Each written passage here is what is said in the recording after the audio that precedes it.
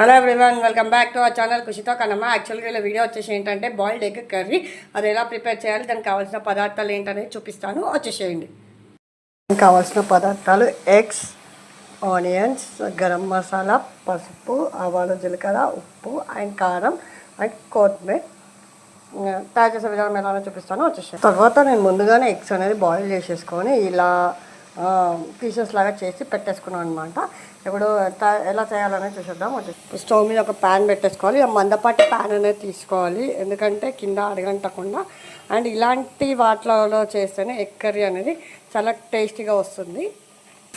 ఇలా ప్యాన్ అనేది హీట్ అయిన తర్వాత లైట్గా ఆయిల్ అనేది ఆయిల్ వేసుకోవాలి. ఆయిల్ కొంచెం ఎక్కువగానే పడుతుంది దీనికి, ఎందుకంటే ఫ్రైకి కాబట్టి. తర్వాత మనం చిన్నగా చాప్ చేసుకుని ఆనియన్స్ వేసుకోవాలి. ఆనియన్స్ వేసుకొని దీన్ని కొంచెం లైట్ బ్రౌన్ కలర్ వచ్చేంత వరకు ఫ్రై చేయాలన్నమాట. ఆనియన్స్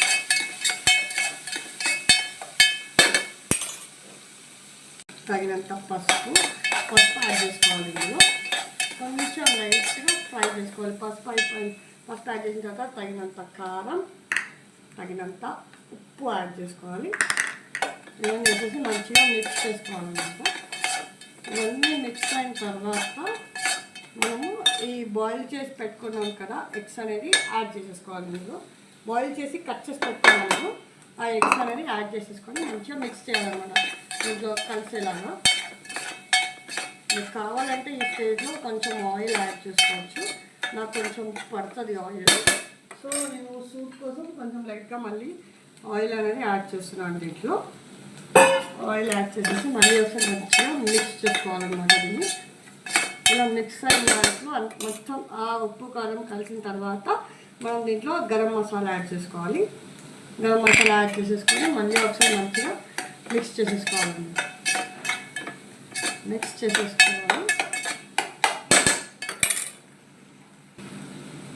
ఇలా అంతా కొంచెం మంచిగా మిక్స్ అయిన తర్వాత మీకు కావాలంటే టేస్ట్ కోసం కొంచెం నిమ్మరసం యాడ్ చేసుకోవచ్చు. అది మీ ఇష్టం, యువర్ విష్. మీకు టేస్ట్ కొంచెం పుల్లపుల్లగా ఉండాలి అనుకుంటే నిమ్మరసం అనేది యాడ్ చేసుకోండి. అండ్ ఫైనల్గా మనం కొత్తిమీర వేసేసుకొని దీని అనేది స్టవ్ అనేది ఆఫ్ చేసేసుకోవాలి. ఫైనల్గా చాప్ చేసిన కొత్తిమీర వేసేసుకొని మంచిగా ఒకసారి మళ్ళీ మిక్స్ చేసేసుకొని స్టవ్ అనేది ఆఫ్ చేసేసుకోవాలి. ఇది కొంచెం గ్రేవీ ఎక్కువగా ఉండాలి అనుకుంటే ఆయిల్ వేసేసుకోవచ్చు, కొంచెం ఆయిల్ కూడా వేసుకోవచ్చు.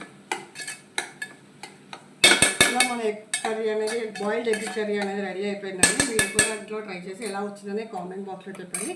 And please do like, share and subscribe to our